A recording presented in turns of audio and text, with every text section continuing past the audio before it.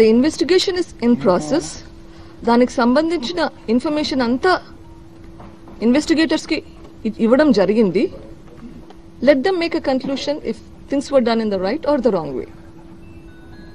It is up to them to make the decisions. కానీ YS family మీద చంద్రబాబు నాయుడు గారు TDP నేతలు చేస్తున్నారు ఎవిడెన్సెస్ ట్యాంపర్ చేశారు, మీరు వచ్చే గంట ముందే అన్ని సాక్ష్యాలు వాళ్ళు తీసేశారు అనేది వాళ్ళు చేసినటువంటి ఆరోపణ. నాన్నగారికి చాలా మంది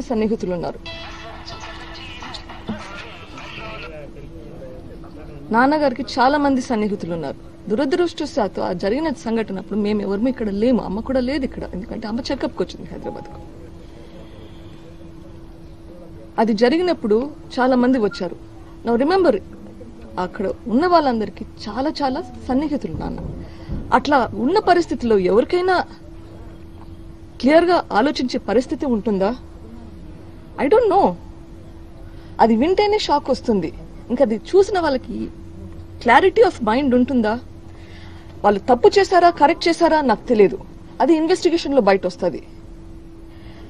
అది ప్రాసెస్ లో ఫ్యామిలీ మెంబర్స్ ఉన్నారు, ఫ్యామిలీ వెల్ విషర్స్ ఉన్నారు, శ్రేయోభిలాషులు ఉన్నారు, పోలీస్ వాళ్ళు కూడా ఉన్నారు. ఎవరికి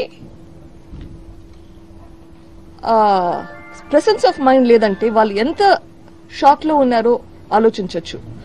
is this mistake in the error or an error of judgment, or is there a pre-planned thing?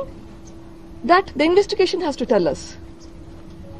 But I think we should give a benefit of doubt as well as look at every possibility and look at everybody as a suspect also, and that's why we need the investigation.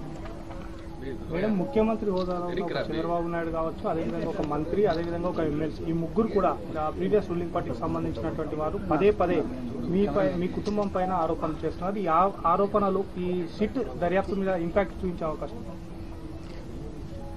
That is my biggest concern and I hope that will not happen. Madam, ఈ హత్యోదంతం పైన ప్రభుత్వ పెద్దల హస్తం ఉందంటూ కూడా మీకు సంబంధించినటువంటి party కావచ్చు, మీ కుటుంబ సభ్యులు ఆరోపణ చేస్తున్నారు. దీంతో మీరు ఏకీభవిస్తారా? All I want is a fair investigation. చనిపోయిన వ్యక్తిని గురించి రకరకాలుగా అవమానిస్తుంటే బాధపడ్డానండి.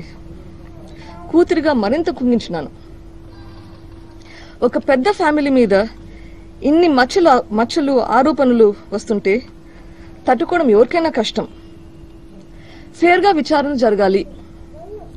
దోషులు ఎవరైనా ఎంతటి వారైనా శిక్ష పడాలి. ఇంతకు మించి ఈ స్టేజ్ లో నేను ఏం చెప్పినా గానీ బాగుండదండి. నా బాధను అర్థం చేసుకోండి. I just want a fair investigation at this point. Thank you.